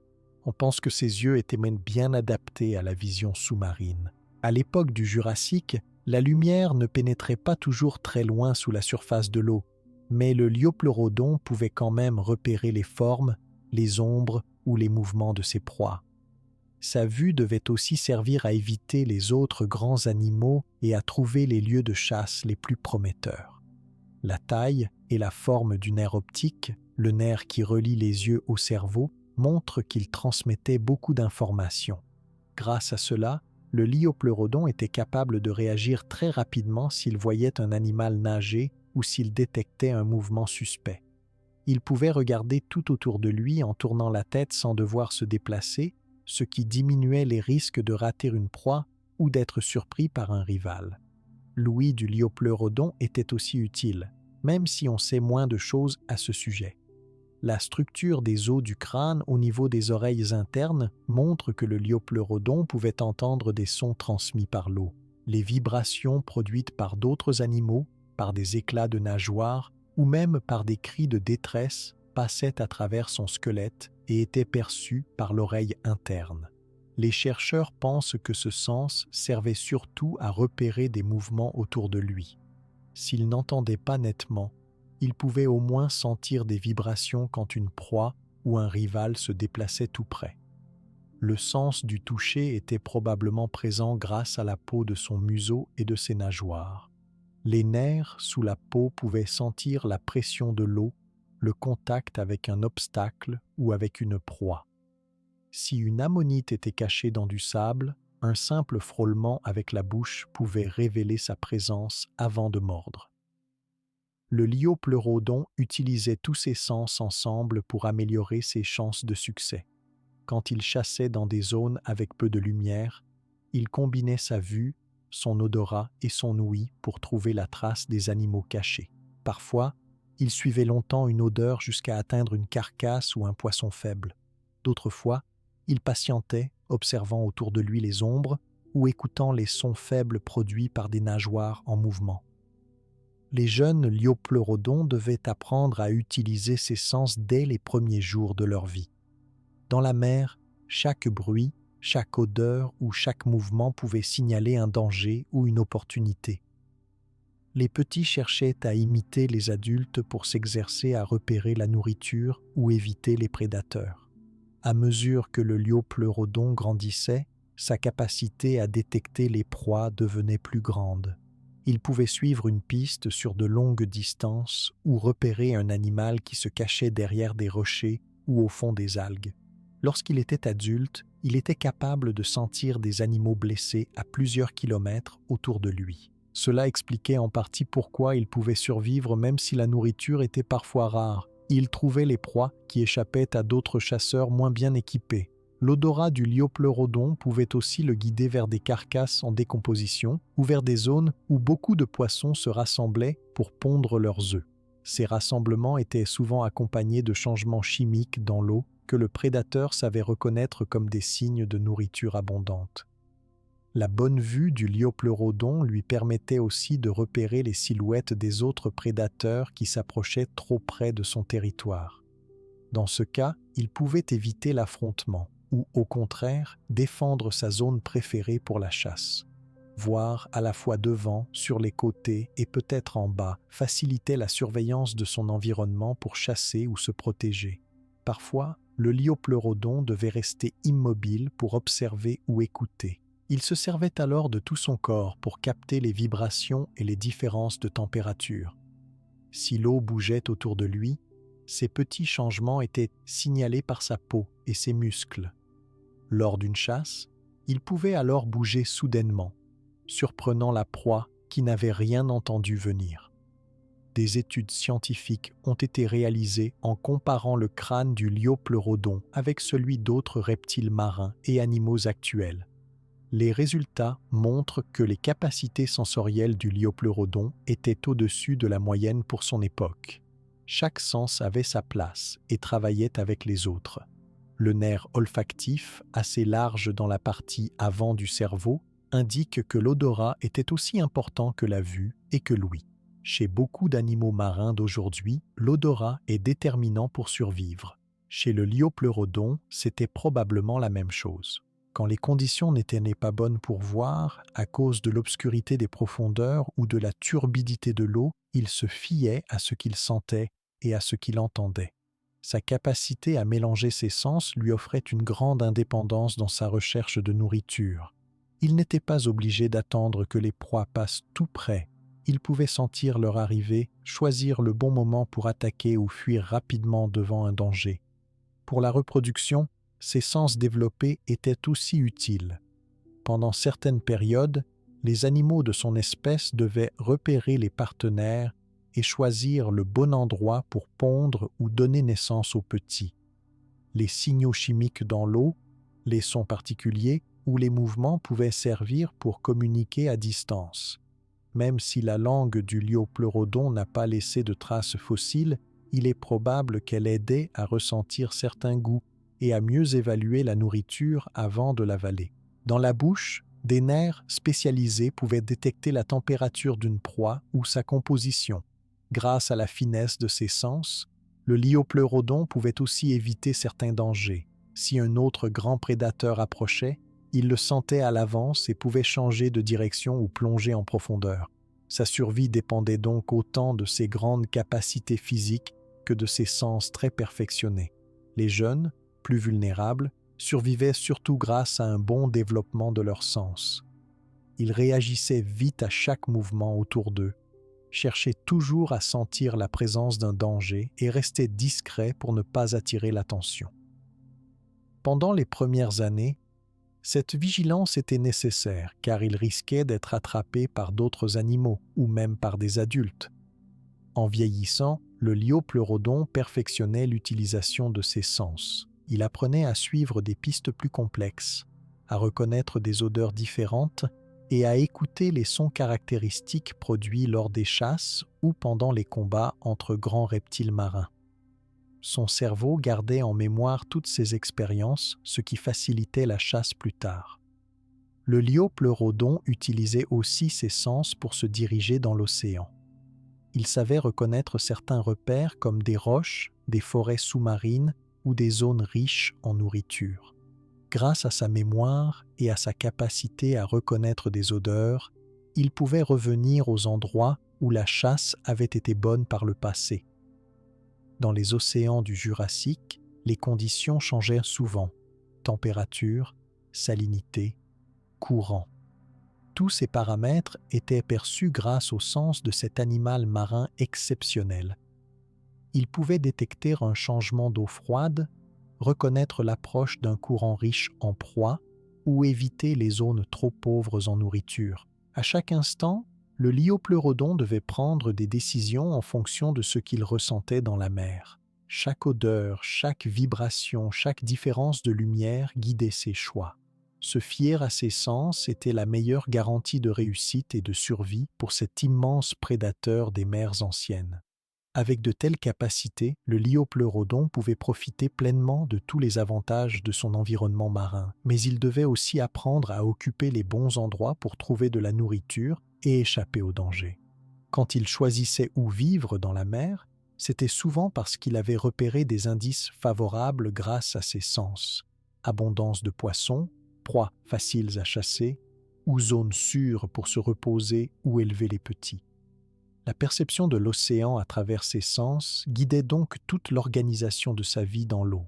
Avec une telle sensibilité pour comprendre son environnement et repérer les occasions, le liopleurodon pouvait choisir avec soin où il allait vivre. Son habitat était très important pour sa survie, car chaque zone de l'océan offrait des conditions différentes pour la chasse, le repos, la reproduction et la protection contre les dangers. Les scientifiques analysent encore aujourd'hui les endroits où l'on retrouve des fossiles de liopleurodon afin de mieux comprendre la manière dont il organisait sa vie dans la mer du Jurassique.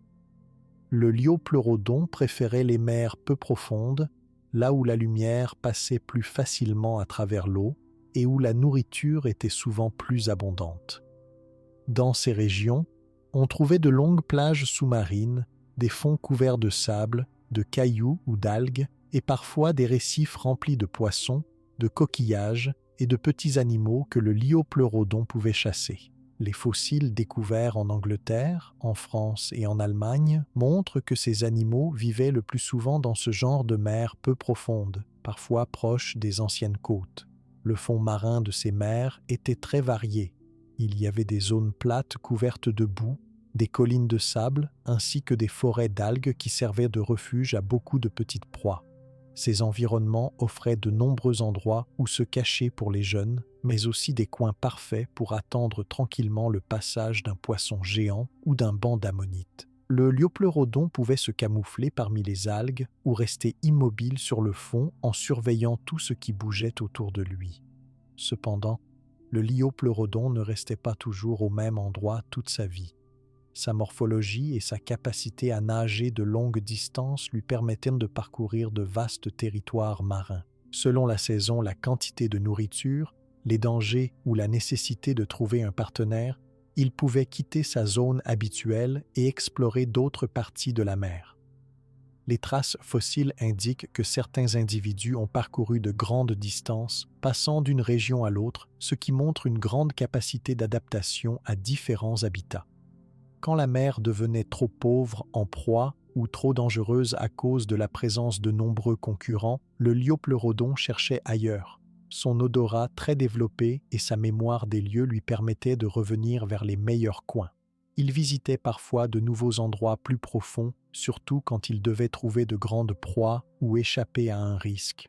Les abysses profondes, avec leurs eaux plus froides et sombres, attiraient aussi les animaux blessés ou les carcasses d'autres reptiles marins qui descendaient vers le fond. La capacité du liopleurodon à aller dans des eaux plus profondes montre qu'il n'était pas seulement un chasseur de surface. Toutefois, la vie dans les profondeurs présentait des difficultés particulières. La lumière y était presque absente et la pression de l'eau très forte. Il fallait une bonne adaptation physiologique et une grande réserve d'air dans les poumons pour rester actif à ces profondeurs et remonter de temps en temps respirer à la surface. En dehors de la chasse, le choix de l'habitat avait d'autres avantages. Dans les mers peu profondes, la température de l'eau était en général plus agréable, ce qui facilitait la digestion et la croissance. Les courants marins apportaient des nutriments et faisaient venir de nouveaux bancs de poissons ou d'animaux. Ces courants pouvaient aussi servir de route naturelle, guidant le liopleurodon vers d'autres territoires riches. Certains endroits étaient aussi importants pour l'accouplement et la reproduction. Les scientifiques pensent que le liopleurodon recherchait des zones protégées pour pondre des œufs ou mettre bas, loin des grands prédateurs. Ces lieux étaient tranquilles, avec beaucoup de cachettes et de nourriture pour les jeunes. Les mers bordées de falaises, de rochers ou de forêts d'algues étaient idéales pour assurer la sécurité des petits pendant leurs premières semaines de vie. L'organisation des territoires entre les liopleurodons adultes était aussi influencée par la présence de proies et le danger représenté par d'autres reptiles marins. Quand un individu trouvait un bon endroit, il pouvait y rester longtemps, le temps que la nourriture abonde. Si plusieurs adultes approchaient, ils évitaient de se battre autant que possible, mais ils défendaient quand même leur coin si la nourriture était rare ou si un jeune était en danger. Dans la mer du Jurassique, il arrivait que plusieurs grands prédateurs, comme d'autres pliosaures, croisent souvent le chemin du liopleurodon. Il fallait alors faire face à la concurrence pour capturer des proies, choisir les endroits les plus sûrs pour chasser et parfois risquer des combats pour garder un territoire.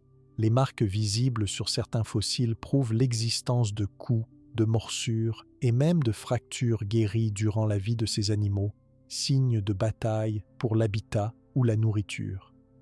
Le liopleurodon devait aussi tenir compte des tempêtes et des changements soudains du climat. Quand le vent soufflait fort, que la température de l'eau baissait ou que les courants changeaient, de nombreux animaux migraient vers d'autres parties de l'océan. Le liopleurodon utilisait ses sens pour détecter ces changements: l'odeur de l'eau, la force des courants, les migrations de proies. Cela l'aidait à choisir le bon moment pour rester ou pour partir. Dans certains cas, le liopleurodon se rapprochait des côtes. Ces zones étaient remplies de vie, surtout à la saison des pontes de poissons ou d'ammonites. On y trouvait des bancs serrés de proies faciles à capturer. Mais s'approcher des côtes pouvait parfois être risqué. D'autres prédateurs, des vagues fortes ou la température changeante pouvaient rendre ces habitats temporaires plus hostiles. Au cours de l'année, le liopleurodon était donc mobile et attentif, alternant entre la recherche d'un territoire stable et la nécessité de suivre ses proies ou d'éviter les risques. Son corps souple et puissant lui facilitait ses déplacements. Il était capable de rester longtemps dans une zone s'il trouvait assez de nourriture et un abri, mais il savait aussi changer complètement de lieu si les conditions l'exigeaient. La mer du Jurassique n'était pas uniforme. Selon la profondeur, l'ensoleillement, la nature du fond ou la proximité des côtes, les conditions pouvaient changer du tout au tout. Le liopleurodon savait s'adapter, repérer les endroits où la vie était la plus active et les dangers les moins importants.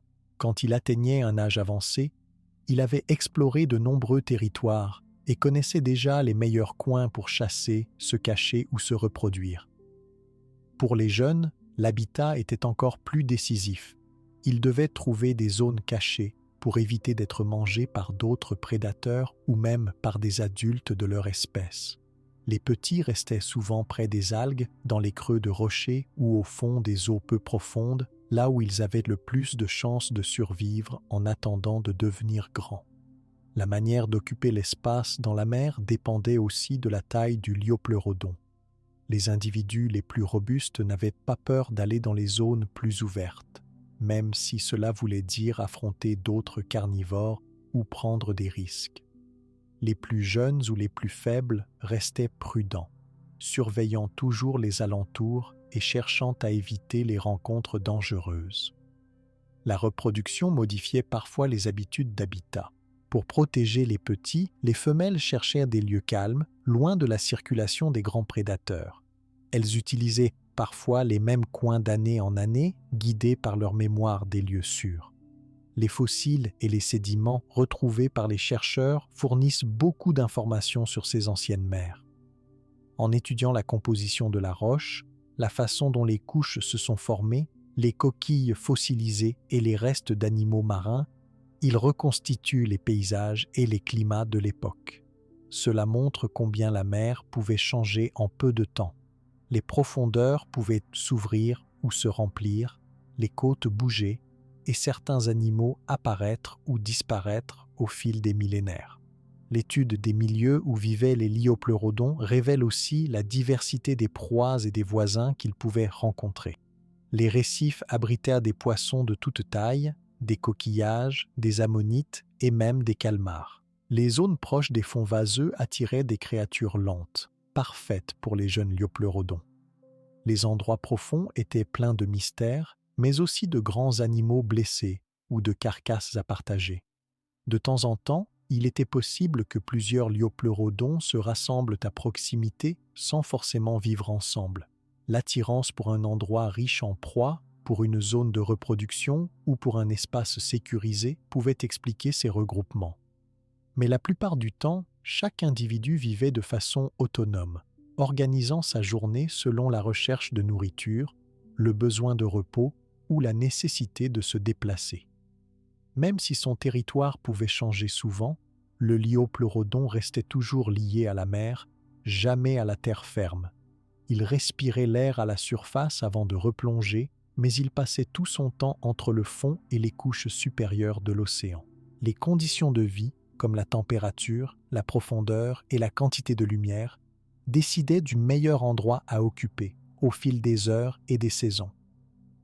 Le choix de l'habitat et du mode de vie influait aussi sur la façon de trouver un partenaire et d'assurer la survie des petits.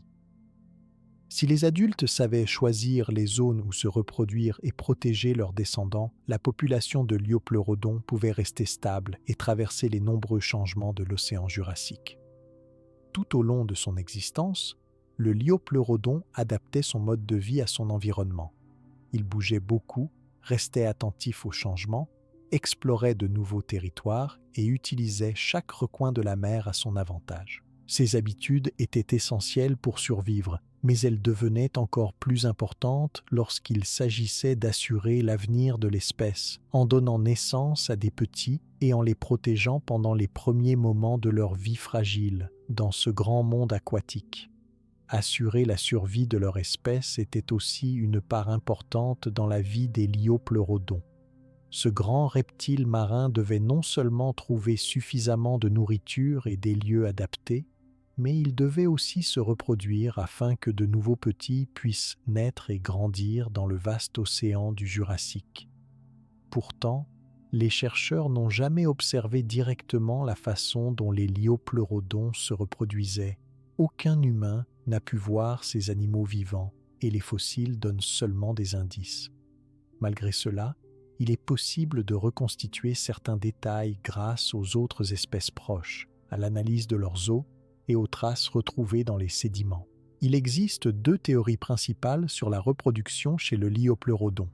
D'un côté, certains scientifiques pensent qu'il pondait des œufs, un peu comme de nombreux reptiles terrestres d'autrefois.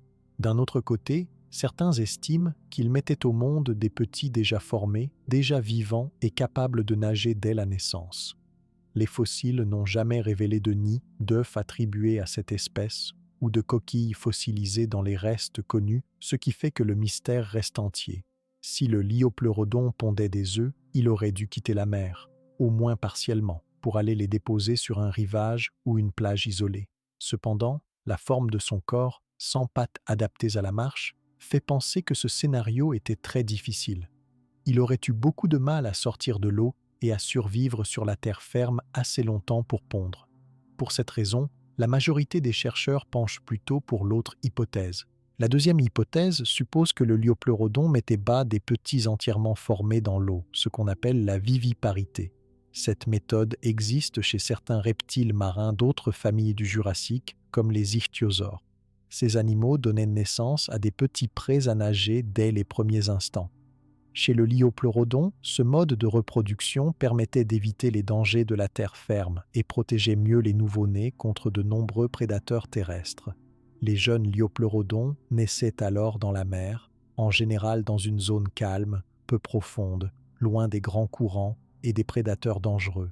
La mer choisissait probablement un endroit plein de cachettes, comme des forêts d'algues, des creux rocheux ou des fonds sablonneux près des côtes. Ce choix d'un lieu protégé était très important, car les petits étaient vulnérables dans les premiers instants de leur vie. Ils devaient respirer à la surface, apprendre à nager et éviter de nombreux dangers. À la naissance, les petits Liopleurodons étaient déjà équipés de toutes les caractéristiques du corps adulte, mais en version réduite. Ils possédaient déjà les 4 nageoires, la grande tête, le long museau, des dents acérées et une queue courte. Leur squelette, plus fin et moins robuste que celui des adultes, leur offrait une certaine souplesse et une rapidité de déplacement utile pour esquiver les prédateurs. Avec le temps, en se nourrissant, ils grandissaient vite, cherchant à atteindre très rapidement une taille qui leur donnait plus de sécurité. Durant les premiers jours ou semaines, les petits restaient probablement cachés dans des endroits difficiles d'accès pour les animaux plus grands.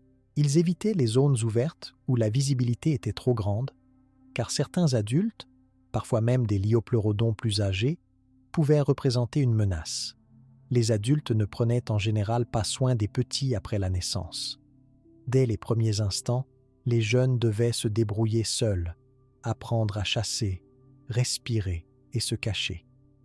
Les prédateurs étaient nombreux dans la mer du Jurassique, d'autres reptiles marins, des poissons géants et même les membres de la même espèce. Le cannibalisme était possible chez les grandes familles de prédateurs, car la recherche de nourriture était difficile. Les jeunes devaient donc se montrer très méfiants et apprendre à réagir vite.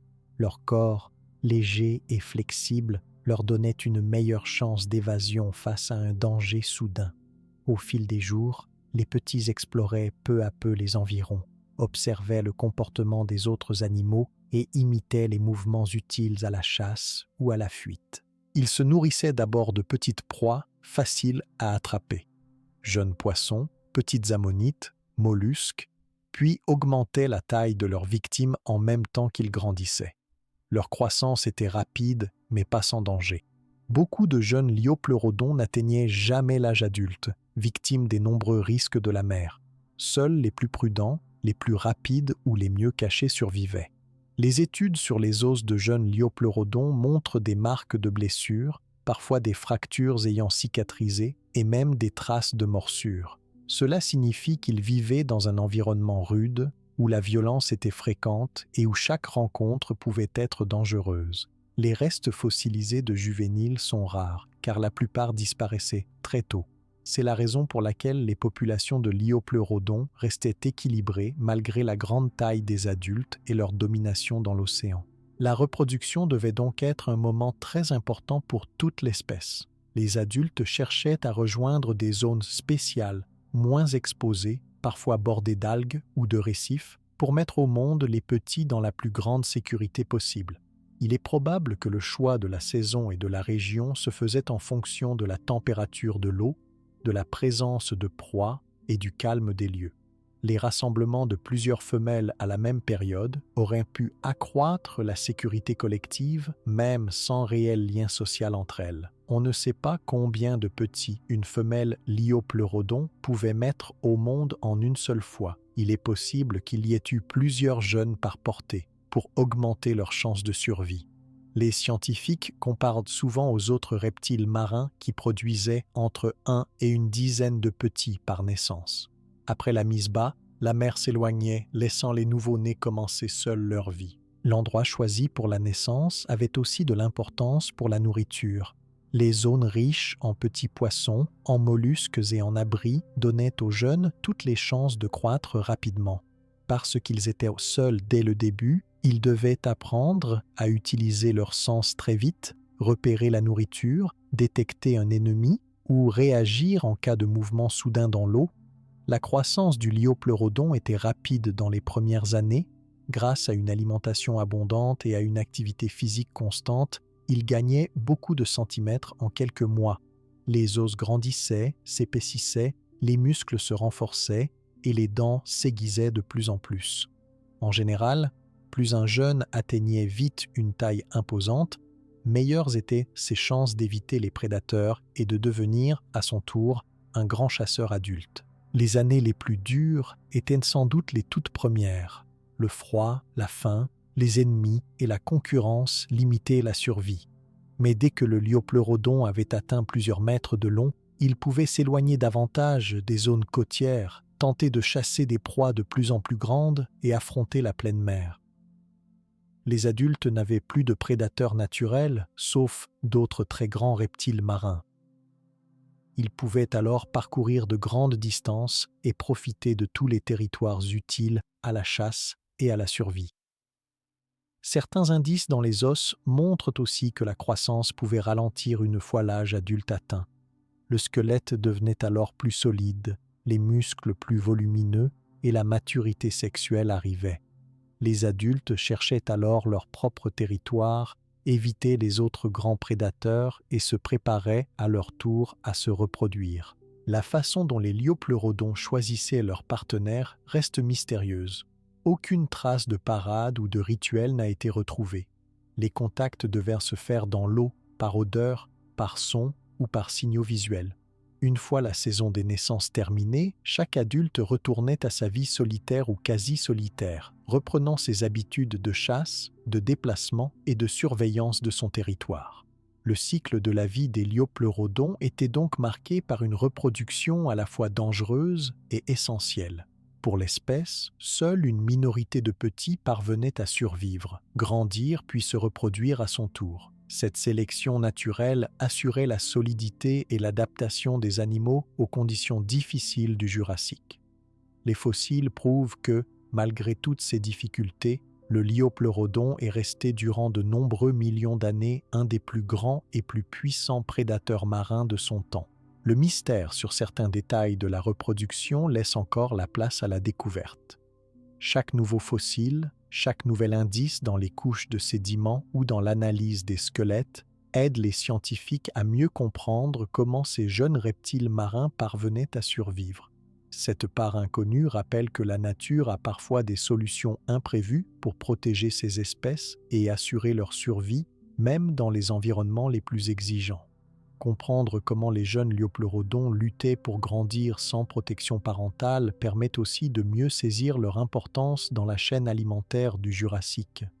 En survivant à ces premiers dangers, ils devenaient eux-mêmes des acteurs essentiels de l'équilibre de la vie marine, prêts à occuper leur place en haut de la chaîne dès qu'ils atteignaient la taille adulte. Au fil des générations, l'espèce du liopleurodon a réussi à se perpétuer, à s'adapter à des climats variés, à affronter de nouveaux concurrents, à profiter des périodes riches en nourriture comme à traverser les périodes plus difficiles. Cette capacité à survivre dès les premiers jours, sans aide, prouve la force et la résistance de ces anciens géants marins, devenus de véritables maîtres de leur univers aquatique. La vie du liopleurodon était pleine de défis dès la naissance, mais lorsqu'il devenait adulte, il occupait une place très importante dans l'environnement marin. Arriver à l'âge adulte signifiait pouvoir jouer un rôle central parmi tous les autres animaux de la mer du Jurassique. Le liopleurodon était non seulement un excellent chasseur, mais aussi un animal respecté et craint par la plupart des créatures qui habitaient les mêmes eaux. Sa place dans la chaîne alimentaire était particulière et influençait la vie de nombreux autres êtres vivants.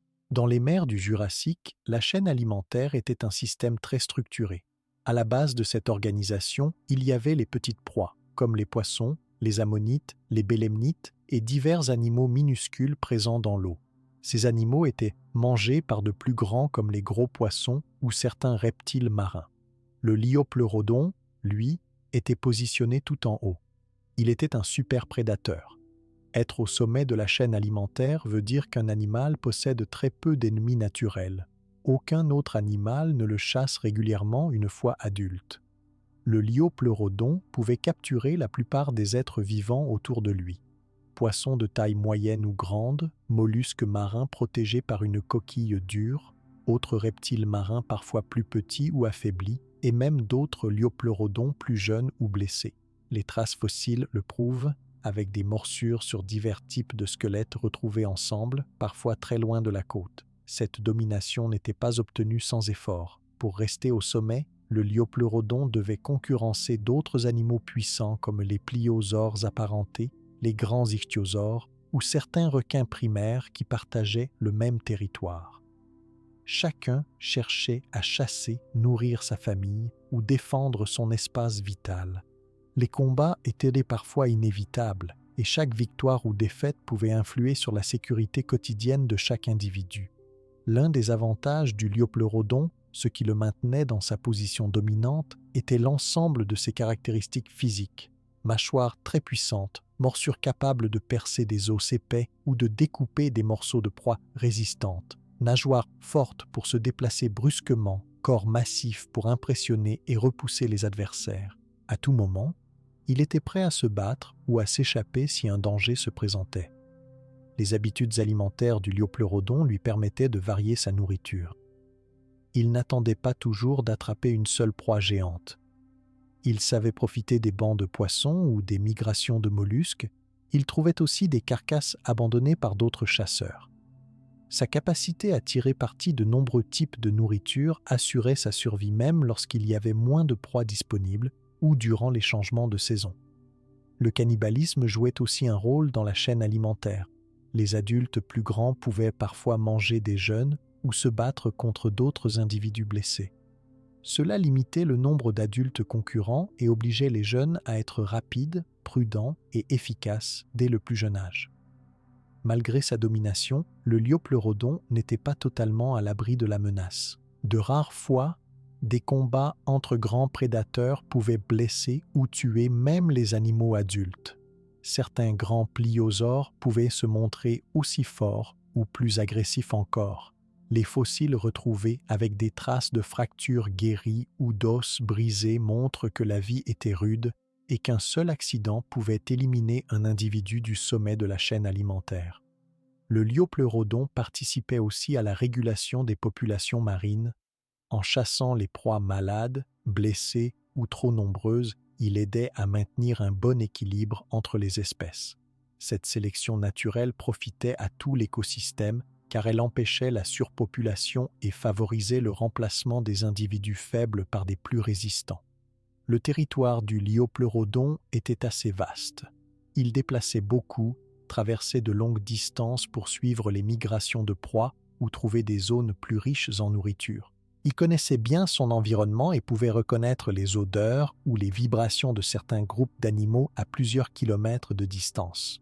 Les adultes préféraient souvent rester seuls, pour ne pas devoir partager les ressources ou risquer des affrontements dangereux avec des rivaux. La chaîne alimentaire n'était pas figée. Parfois, l'arrivée d'un nouveau prédateur dans une région ou la diminution de certaines proies forçait le liopleurodon à changer ses habitudes. Il devait adapter sa stratégie de chasse, trouver de nouveaux lieux, s'intéresser à des animaux qu'il ne chassait pas d'habitude ou voyager plus loin pour remplir ses besoins quotidiens en nourriture. Les proies du liopleurodon développaient elles aussi des stratégies pour survivre, se cacher mieux, nager plus vite, changer de lieu selon les saisons, se regrouper en grands bancs pour réduire le risque d'attaque. Ce jeu constant entre chasseurs et proies façonnait l'évolution de beaucoup d'espèces dans les océans du Jurassique. Dans quelques cas, une attaque d'un grand liopleurodon pouvait provoquer des changements dans la vie de tout un groupe d'animaux. S'il approchait une zone de ponte d'ammonites ou un banc de poissons en train de se nourrir, il pouvait disperser le groupe, déplacer les proies et modifier l'équilibre temporaire du lieu.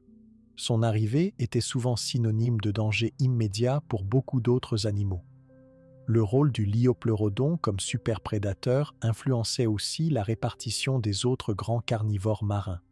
Ceux-ci cherchaient des zones plus tranquilles ou peuplées de proies différentes pour éviter les affrontements trop fréquents avec ce géant. Cette organisation de l'espace permettait à chacun de trouver une niche et de limiter les pertes inutiles lors des chasses ou des batailles. Les scientifiques estiment que certains liopleurodons adultes ont vécu plusieurs décennies. Pour y parvenir, ils devaient non seulement chasser avec efficacité, mais aussi éviter les dangers, soigner leurs blessures et savoir fuir lorsque cela était nécessaire. Un adulte en bonne santé avait ainsi peu de chances d'être chassé ou tué par un rival. Le sommet de la chaîne alimentaire n'était donc pas un lieu de repos permanent, mais une lutte constante pour garder ses avantages. La compétition restait forte, mais elle récompensait ceux qui étaient les plus forts, les plus rapides ou les mieux adaptés aux conditions changeantes de l'océan. Le liopleurodon, par sa taille, son intelligence, sa force physique et sa capacité à trouver et capturer des proies différentes, était l'un des animaux les plus dangereux du Jurassique marin. Sa renommée actuelle vient de ce rôle central dans la vie de l'océan à cette époque, mais aussi du respect qu'il imposait à toute la chaîne alimentaire. La simple présence d'un liopleurodon adulte dans une zone pouvait tout changer pour les autres animaux marins. Les plus petits fuyaient, les proies devenaient plus rares sur place, d'autres grands prédateurs évitaient carrément l'endroit. Cette influence était visible dans les fouilles. Là où on retrouve des os de liopleurodon, on découvre aussi plus de restes de proies directement liés à sa chasse. Même si le liopleurodon inspirait la crainte, il devait s'adapter sans cesse. Les conditions de vie de la mer variaient avec la température, la nourriture changeait de lieu, de nouveaux concurrents surgissaient et chaque individu devait utiliser toutes ses capacités pour rester au sommet. L'erreur pouvait coûter la vie, même à un animal aussi puissant. Sa domination sur l'environnement marin faisait du liopleurodon un acteur clé dans l'équilibre général du Jurassique. Il n'était pas isolé mais dépendait, comme tous les autres, de la présence d'animaux plus petits, de la santé des océans, de la quantité de nourriture, des nouveau-nés survivants et du maintien des cycles naturels de la mer. Le respect de sa place dans l'écosystème se transmettait rarement d'un individu à l'autre. Chaque liopleurodon adulte devait conquérir sa propre place par la force, l'endurance, la ruse et la prudence. Il n'y avait pas de chef ou de hiérarchie dans cette espèce. Chacun vivait et luttait seul pour garder sa suprématie. L'étude de la chaîne alimentaire du Jurassique prouve le rôle irremplaçable du liopleurodon dans la régulation de la vie des océans. Quand un nombre trop élevé de proies apparaissait, il y avait plus de nourriture pour les prédateurs. Si un événement réduisait les proies, seul le plus fort ou le plus malin survivait. Le liopleurodon devait suivre l'évolution de tout cela pour survivre et perpétuer son espèce. Le fossile retrouvé par les paléontologues montre bien cette réalité. Des marques de morsures sur les os de poissons, d'autres reptiles marins et même sur des restes d'autres liopleurodons indiquent la violence et la réalité de cette lutte alimentaire quotidienne. Certaines blessures anciennes, visibles sur les squelettes, prouvent que chaque affrontement n'était pas mortel, mais laissait des traces à vie sur le corps des prédateurs. En tant que prédateur suprême, le liopleurodon était aussi un animal qui fascinait, même ses contemporains si la conscience animale l'avait permis. Il marquait le paysage marin par sa force, sa taille, sa discrétion et l'habileté de sa chasse. Sa disparition, de nombreux millions d'années après son apparition, a laissé un vide dans la grande chaîne alimentaire marine de la planète.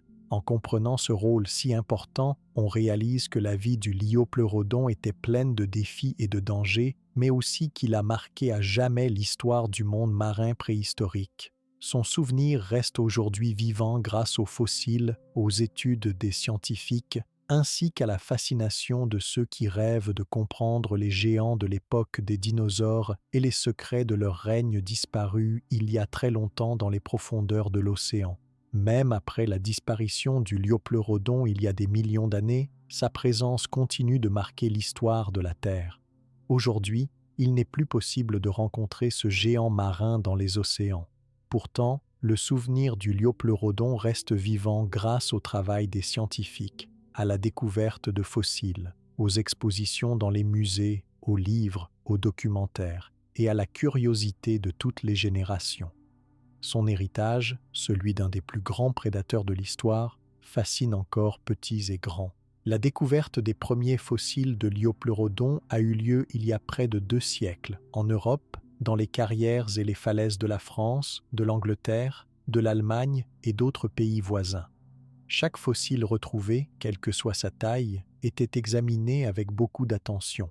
Un morceau de mâchoire, une dent, un bout de nageoire, ou dans les cas les plus rares, un crâne entier ou une partie du squelette. À chaque découverte, de nouveaux détails sur cet animal disparu étaient ajoutés au savoir humain. Dans les laboratoires, les paléontologues nettoient patiemment les os extraits de la roche. Ils les préservent, les étudient sous toutes les coutures, prennent des mesures précises, puis comparent chaque pièce à d'autres fossiles connus. Cette analyse permet de mieux comprendre la forme du corps du Liopleurodon, la taille de sa bouche, la structure de ses nageoires et même la façon dont ses muscles étaient attachés. Les reconstitutions faites à partir de ces recherches servent ensuite dans les musées du monde entier. Dans certaines salles, on peut voir des squelettes montés grandeur nature qui permettent de contempler la taille réelle du prédateur. Un animal de 7 à 10 mètres, ou parfois plus, avec une tête immense, pleine de dents pointues, 4 nageoires puissantes et un dos musclé. Les visiteurs marchent autour de ces ossements, s'imaginant la vie dans l'océan du Jurassique, quand la Terre n'était peuplée que de créatures étranges et géantes. Les reconstitutions ne se limitent pas au squelette. Beaucoup de musées proposent aujourd'hui des modèles en 3 dimensions du Liopleurodon, réalisés avec l'aide d'ordinateurs et de spécialistes des animaux marins. Les couleurs de la peau, l'aspect des yeux, la brillance des nageoires sont reconstituées pour donner une idée plus vivante du prédateur. Les maquettes et les images montrent souvent le Liopleurodon nageant au ralenti, attrapant une proie ou glissant discrètement dans une mer peu profonde. La fascination pour le Liopleurodon se retrouve aussi dans les livres et les documentaires. De nombreux auteurs de vulgarisation scientifique écrivent des histoires sur son mode de vie, ses chasses et ses combats. Les jeunes lecteurs découvrent avec émerveillement que cet animal a vraiment existé, bien avant les hommes et même avant la naissance des premiers oiseaux. Les documentaires télévisés utilisent des images de synthèse et des animations pour expliquer, étape par étape, comment le Liopleurodon chassait, où il vivait, ce qu'il mangeait et à quoi ressemblaient ses contemporains dans la mer du Jurassique.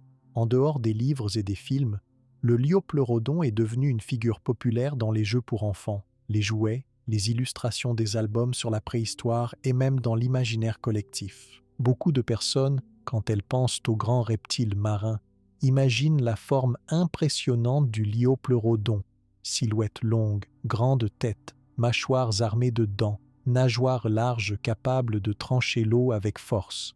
La fascination pour le Liopleurodon ne vient pas seulement de sa taille, elle vient aussi du mystère qui entoure encore sa vie. Les paléontologues continuent de se poser beaucoup de questions à son sujet. Pourquoi certains fossiles sont si rares et si dispersés? À quoi ressemblaient exactement les petits à la naissance? Comment le Liopleurodon s'adaptait-il quand l'océan changeait de température ou après un cataclysme? Ces questions entretiennent la curiosité des chercheurs et des amateurs de la préhistoire. De nouvelles technologies aident aujourd'hui à découvrir davantage d'informations. Grâce à l'analyse des coupes microscopiques des os, les scientifiques étudient la vitesse de croissance du Liopleurodon, les blessures qu'il a subies ou même la nature de son régime alimentaire grâce aux restes fossilisés retrouvés dans son ventre.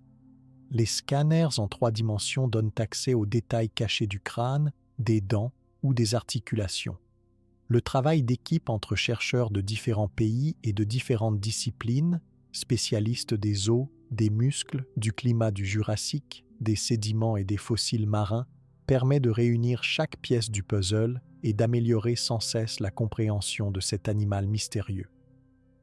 Quand un nouveau fossile apparaît dans une carrière, en France ou en Angleterre par exemple, il est souvent envoyé dans un grand musée où il est étudié par toute une équipe, puis parfois reconstitué ou exposé au public.